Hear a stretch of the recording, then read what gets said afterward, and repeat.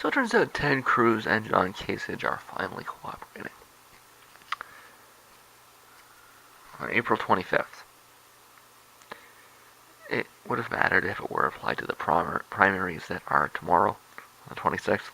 I've commented on this in depth. It was the smart strategy last month, and now it's too late. Okay, in fairness, there are reports that Kasich understood things as they are, but Cruz just wouldn't cooperate because he's a dipshit. Hindsight is 20/20, isn't it, Ted? It's an adult thing to admit when you're wrong, but he ought to have just lost the argument for good. He just admitted that his strategy was stupid. Presuming he sweeps tomorrow, that is, he is Trump, he won't need any of these states outright. These states being Indiana, Oregon, New Mexico. Presuming he sweeps tomorrow, he won't need any of those states. And the states that Cruz is conceding are proportional, meaning it doesn't matter. The reality is that Trump has already won, and it is Cruz's fault. That's who you should blame. If you need someone to blame, if you need to write it in the annals of history, the person that is responsible for Donald Trump is Ted Cruz and his boneheaded strategy. So it's 3 o'clock in the morning on Monday the 25th. I hit the cutoff this morning after a few different days of trying, so it's the day of the 25th. The day starts today. And it was just another day that disappeared. It's like 3 or 4 days in a row now. I have had something to eat. I did manage to get the side of the house done mostly, anyways. I didn't get the bathroom done. I've sworn off the coffee. We had that talk last night, so I gotta do a few more editing related things. I don't know how that lasts any longer, kind of thing, because like it's done, right? And I'm gonna need to get the cleaning by the end of the day as well. I've been saying this for several days now, but I do think that I should finally be over this holding pattern by the end of the day. I was watching this. It's some kind of hearing or some sort. I didn't catch exactly what it was. It wasn't really introduced. It was small print, and it just kind of came up. It's one of Laura Flanders' episodes. And it's a sequence of people pointing out situations where there was systemic discrimination against not just people of color, but women of color specifically. And it's going, over situation after situation. Obviously, the point they're trying to make is that there's this systemic discrimination against blacks, but more so, there's that the intersection of blacks and females that has to deal with multiple different types of discrimination, right? And systemic oppression. And it kind of it goes back to what I've been saying over the last couple of days in a couple of different ways. There's a bunch of different examples here, but I want to focus, and I could focus on any of them, but I want to focus on this one specifically. There was a woman, and she was doing the hearing, and she was talking about how there aren't any social programs for young women of color. All of the systemic resources are being put into the young boys. because, women don't need this kind of aid, they're doing okay, etc., etc. And she rejected that. She said, no, you know, women need to have, the same level, or in this case, we're talking about girls. Girls need to have the same level of attention so that they don't fall behind. And her filter, the way that she was uh, analyzing it, was from the perspective of, okay, all of the resources are going into the boys, none of the resources are going into the girls, therefore the girls are at a disadvantage. This is about gender. But I might posit that if you were to look at it more closely, you determine that it's actually about class. And my battery's low. I'll be back in a sec.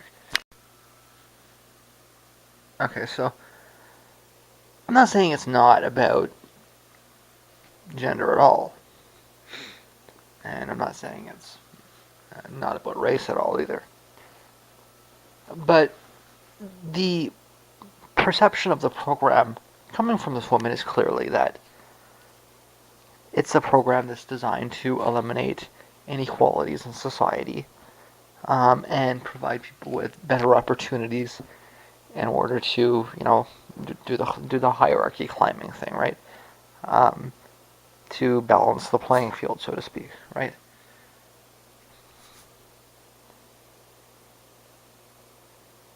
But and that certainly it's a perspective that is going to be rooted in what it is that you would want these programs to be,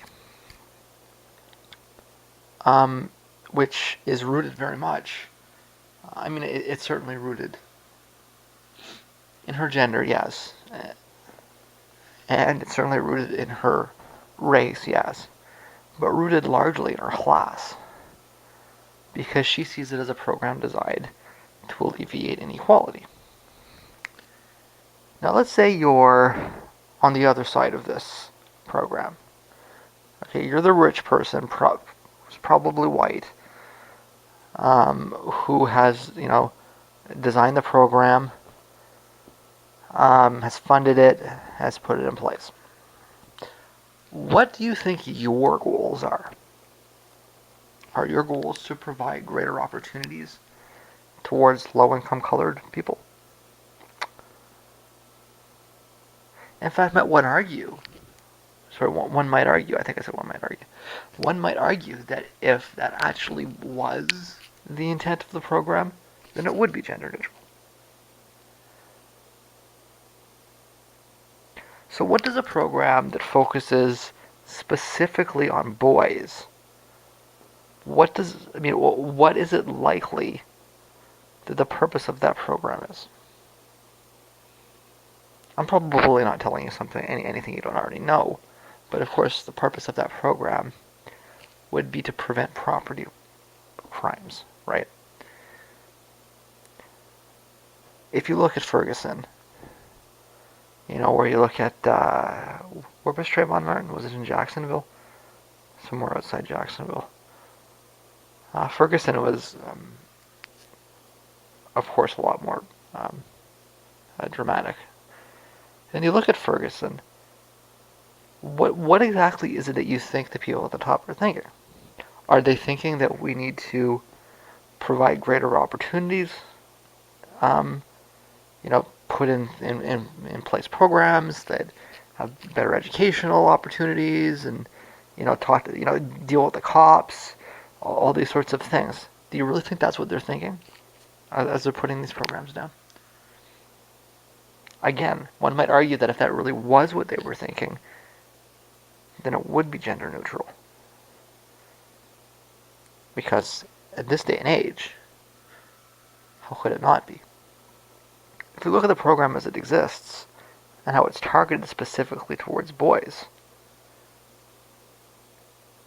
you get a different set of motives.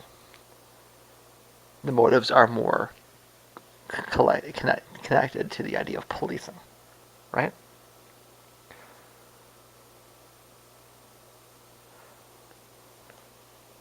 I mean, who trained the cops in the first place. They're put through training for racial profiling. They're taught a lot of things that would be very hard to describe without using the term racist. And then you think that those exact same people are going to put in place a program that's designed to increase opportunities?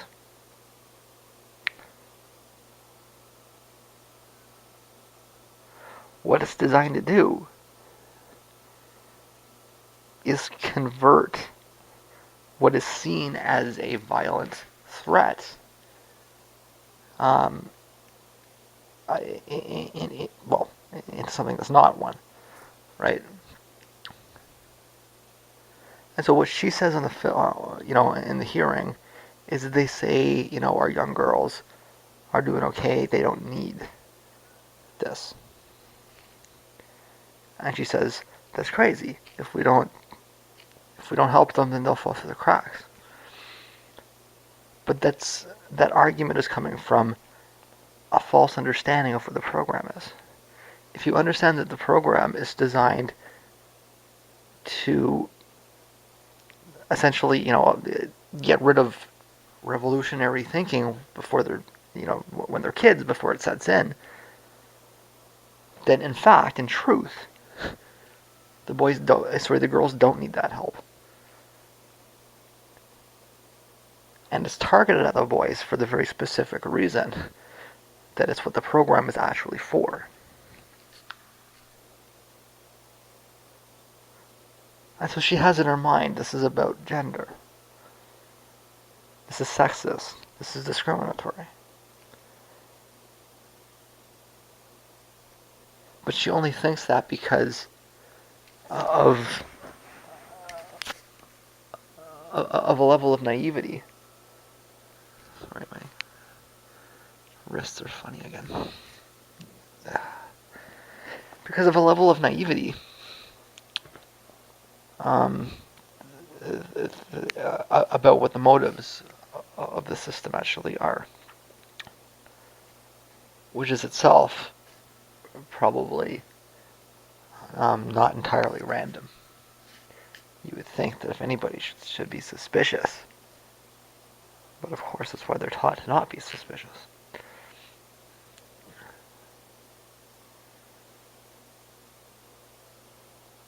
And so, from the people at the top's perspective, what is it about? You're damn right it's about class. It's entirely about class. They'd set up the same program if they were dealing with, unrest with Italians or unrest with Latinos or unrest with whites. I don't care what color you are. I don't care what gender you are. They care about minimizing property damage.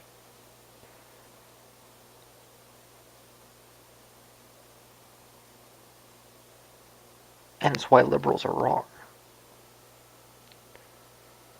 Well, you can't really build alliances with liberals because they don't really understand how things are. They're lost in a sea of naivety and just a broad swath of cluelessness as to what it is that they're actually dealing with. I'm fully confident that if you could sit this woman down and explain to her that no, the system doesn't have your best interests in mind, it just wants you to stop, it wants your kids to stop breaking stuff. If she realized that, I think her entire outlook on the situation would be dramatically different.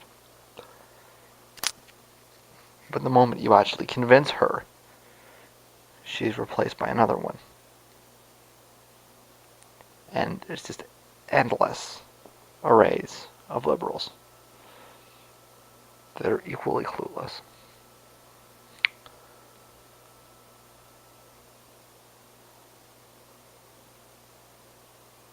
So what do you do?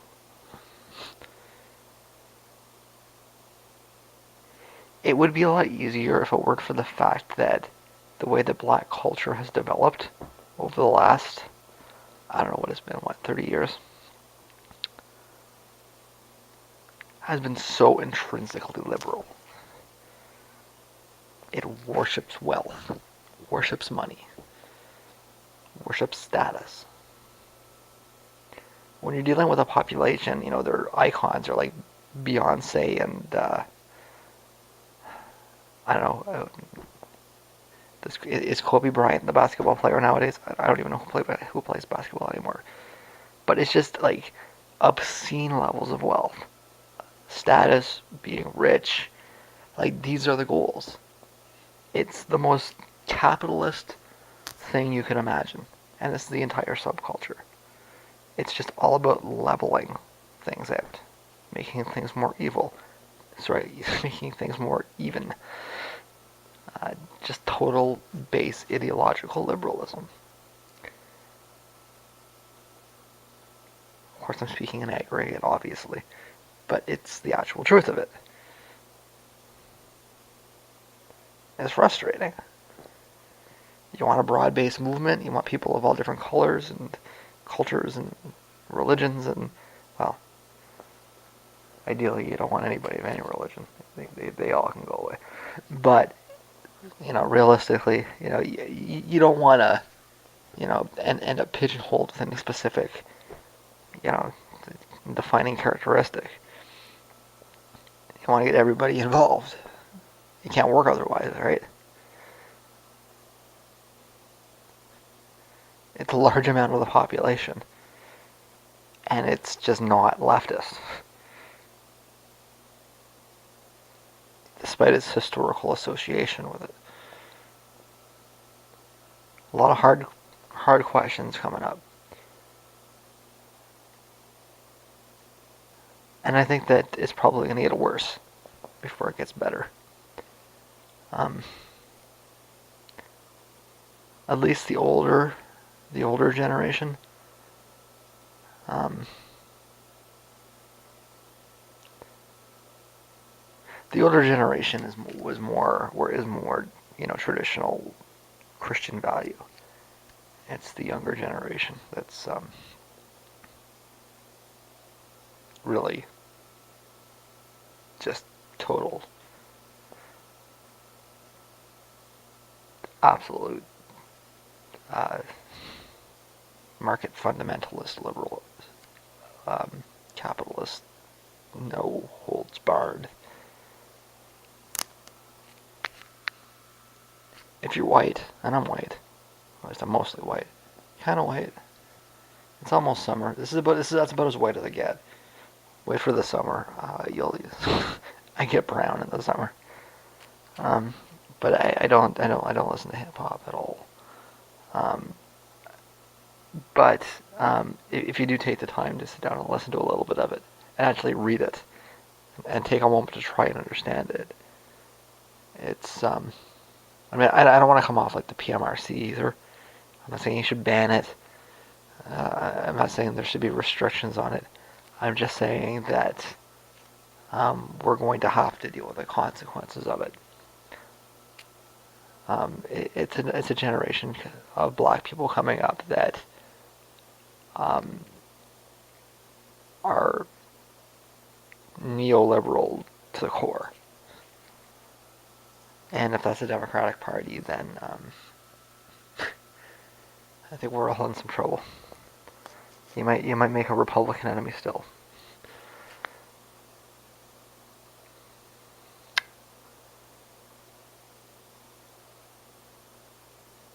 But we get lost in these narratives, right?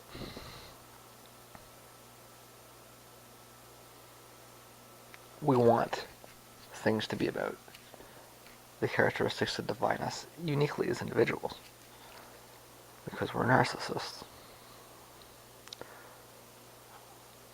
We're taught to be narcissists, even if we don't want to be. It's a lot harder for a lot of people to take that step back and realize that, wait a second, this really isn't about me. This isn't really about the things that define me. This is, like most things, in fact, about property rights, which means that it's all about class. And if you've got ideas on how to get that, through to people, then I'd like to hear it because I don't have any ideas. No coffee and no heat make Jay crazy and tired. Um, the heat issue resolved itself today by the temperature coming up outside. But this is it was cold this morning, so I turned the heat up, and I got very dry and very tired. At least I'm thirsty. Um, so it's a good sign. Um, I haven't been thirsty, and that's kind of the weird thing. I've been dehydrated but not thirsty. So I'm thirsty. That's good. I've decided to try a new tactic with the temperature issue. Um, it does not appear as though the temperature is going to get over the hump for the next little while. We're going to have many days where the high is around like 10. So I'm going to have to force him to turn the heat on by leaving the heat low down here. Um, Fighting with him with the air works if it's just for a few days. If we're going to go through a long period like this, where the temperature is not coming up high enough, I can't deal with the dry air for that long. I think it's clear that I'm experiencing negative effects from that. So, rather I need to turn the heat down. If I'm cold, I'll have to be cold for a little bit, and he's going to have to turn his heat back on. It's just as simple as that. So, it might take a few days, but it'll click in eventually, right? So, as it is, I passed out for a few hours, and I think I'm going to probably pass out for a few hours more. I need to get my fluids up, which means I need to fight the diuretics. And unfortunately, that means I'm going to be tired for a bit. I'm almost done. I keep saying that, and it's been true for so long, but it just doesn't end. It's I still think I can get everything done by the end of the day, even if I end up sleeping for another few hours. So it's Tuesday afternoon, and this whole situation is ridiculous. I've been unable to get a day started, really, since I came back from Detroit on Wednesday night, really. Um, although the days on, I guess, Friday and Saturday and Sunday weren't so bad. But since I put the coffee down on Sunday night, I've just been unable to get started. Wake up for a few hours, like literally 3 or 4 hours, fall asleep for 5 or 6 hours, get up for 3 or 4 hours, sleep for 4 or 5 hours, and it's just been going. I woke up this morning, like early this morning around 2 o'clock, with a nasty backache. It seems to have gotten better, but my body is not reacting well to the lack of caffeine, let me say. I'm going to treat this as a big day, and just note that when you try to quit caffeine, this is as bad as quitting smoking. But you have to keep in mind that I've been drinking coffee nonstop for 15 years anyways. 16? No. More like 14. But it's still a long time. And I don't really have any particular intent to stop the caffeine. I did this once before to check with my neck, and it didn't make any difference. How are my blood vessels doing? It seems a little better, but I can't 2 days, and I can't really come to any conclusions yet. So, if in the end it has a huge effect, great. If it, if it's 2 weeks and nothing's happened, then I guess I'll get the pot going. Um, it also means I'm gonna have to start drinking some of that chocolate soy milk because it's for coffee, and I'm gonna drink it a little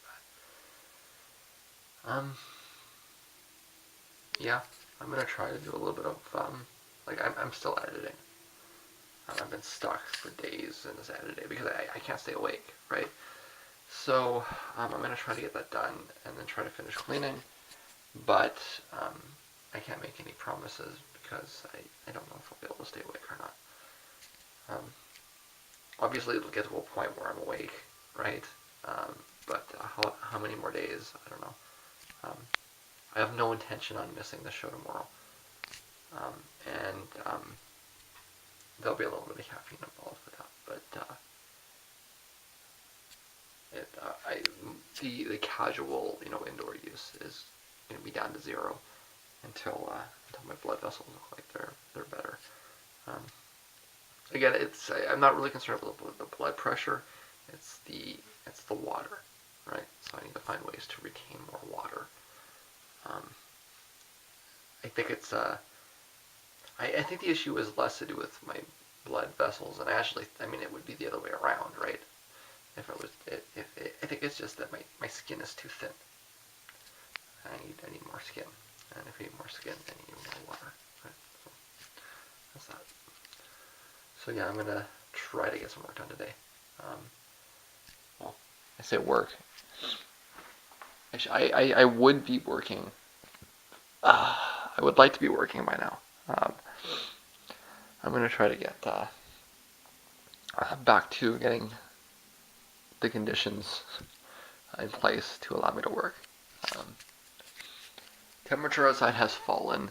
It's going to stay low for at least a week, probably closer to 2 from what I can see by the weather forecast.